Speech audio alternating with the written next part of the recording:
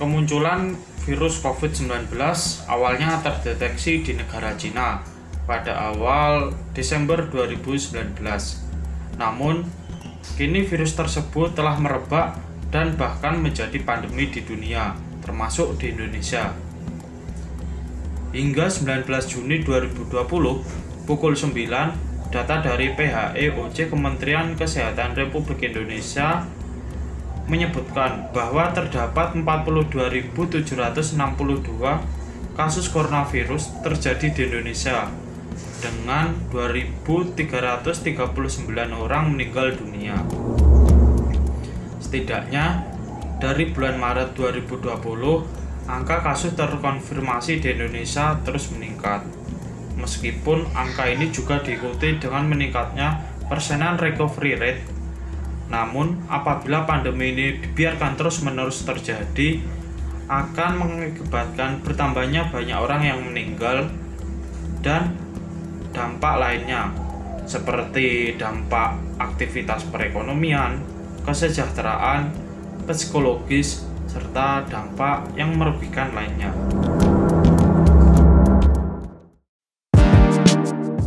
Untuk mengurangi risiko terinfeksi ataupun mencegah penyebaran COVID-19, WHO menghimbau masyarakat dunia untuk melakukan beberapa hal, termasuk salah satunya menggunakan masker. Masker medis dapat melindungi orang yang mengenakannya agar tidak terinfeksi, serta mencegah penularan dari orang lain yang memiliki gejala. Pewarna masker medis ini dinilai lebih efektif dari masker kain dalam menyaring partikel kecil, virus, dan bakteri, termasuk juga bagian warna yang terbuat dari bahan kedap air yang dapat menghalangi penggunanya dari percikan droplet orang lain. Namun, masker medis merupakan masker sekali pakai yang tidak reusable dan sampah masker tersebut cenderung mencemari lingkungan. Sementara itu, masker kain non-medis sedang banyak digunakan di masyarakat. Namun, bukti-bukti terkait efektivitasnya masih terbatas, dan WHO tidak merekomendasikan penggunaannya secara luas di masyarakat untuk pengendalian COVID-19. Meski dapat dicuci dan dipakai berulang kali, performa masker kain tidak seefektif masker medis dalam menyaring partikel kecil, baik itu virus maupun bakteri. Selain itu, bahan dasar yang terbuat dari kain memungkinkan percikan droplet terserap dan bertahan dalam masker tersebut. Oleh karena itu, perlu adanya masker yang cukup efektif dalam melindungi penggunanya dari partikel kecil, namun juga tetap ramah lingkungan. Pencetusan ide karya inovatif ini mengangkat ide masker dari limbah singkong dengan mikrofilter berbasis biopolimer yang terdegradasi menjadi helianthus L atau bunga matahari. Diharapkan pembuatan masker ini dapat teraplikasi dalam masyarakat Provinsi DIY untuk memenuhi kebutuhan masker yang efektif dalam memberikan perlindungan pada penggunanya dan tidak mencemari lingkungan. Beberapa bahan digunakan untuk membuat lapisan-lapisan masker ini, limbah singkong atau cassava waste pulp yang dihasilkan dari proses pengolahan singkong menjadi tepung tapioka, menjadi bahan dasar dalam pembuatan masker karena mengandung selulosa yang dapat berfungsi sebagai mikrofilter. Selain itu, digunakan juga daun jeruk purut atau citrus hystrix yang mengandung minyak atsiri, flavonoid, tanin, dan alkaloid sebagai zat antiseptik. Pembuatan Korova diawali dengan pembuatan kertas yang dimulai dengan pembersihan limbah ampas singkong atau CWP. Setelah bersih, CWP akan dimasukkan ke dalam wadah dan direbus. Kemudian, campurkan dengan serat nabati agar memiliki tekstur yang kuat. Setelah itu, campuran tersebut disaring dan dicetak menggunakan cetakan kertas.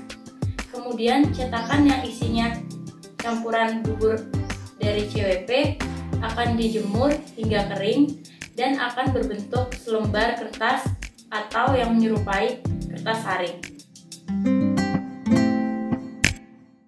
Ya, sebaiknya dalam skala industri pembuatan kertas CWP agar lebih baik menggunakan metode all cellulose composite yang mana mengacu pada penelitian Nishino dan Harimoto tahun 2007, yang mana proses kertas CWP direndam dalam larutan aqueous aseton dan NN-dimetil asetamida atau DNAC selama 24 jam pada suhu 25 derajat Celcius atau suhu kamar di bawah sedikit, gitu ya.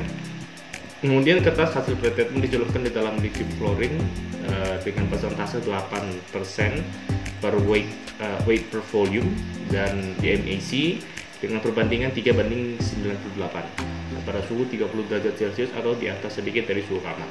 Setelah itu dipindahkan ke dalam larutan metanol untuk menghilangkan selarutan senyawa dari litium klorin dan DMAC.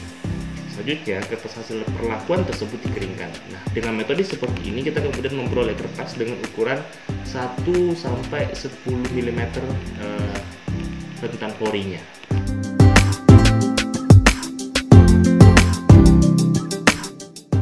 Tapi karena keterbatasan fasilitas dan juga bahan yang tidak dijualbelikan secara bebas, maka membuat proses all cellulose composite tidak dapat diberlakukan dalam program kali ini.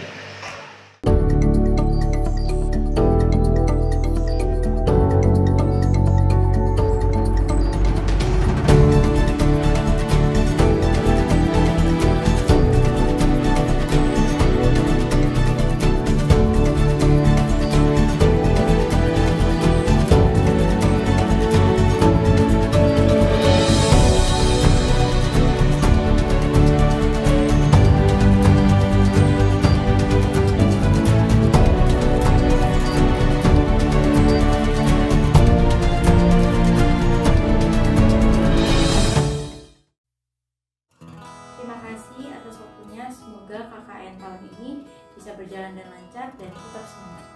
KKN UKD 2020 merupakan KKN yang cukup bersejarah bagi kita semua. Sebelumnya belum ada KKN yang disediakan secara online, di mana mahasiswa tidak langsung terjun ke lapangan, melainkan kita harus berinteraksi melalui sarana teknologi yang ada. KKN kali ini mengajarkan kita untuk berdinamika yang baik dan benar tanpa bertemu secara langsung. Selain itu, kami juga dapat belajar memanajemen waktu di tengah sibuknya ujian dan juga kuliah. Namun menurut pendapat kelompok kami, KKN harusnya tetap bisa berkolaborasi dengan banyak perguruan tinggi, terlebih khusus perguruan tinggi yang ada di luar negeri. Walaupun memang di tengah pandemi, tetapi tetap bisa berkolaborasi dengan cara asinkronus atau secara tidak langsung. Apabila di kemudian hari KKN terpaksa harus diadakan secara online kembali, kami berharap KKN online selanjutnya dapat terselenggara dengan lebih baik lagi dan tentunya dengan persiapan yang lebih matang. Tetap jaga kesehatan. Jangan lupa pakai masker. Tetap jaga kesehatan. Jangan lupa pakai masker.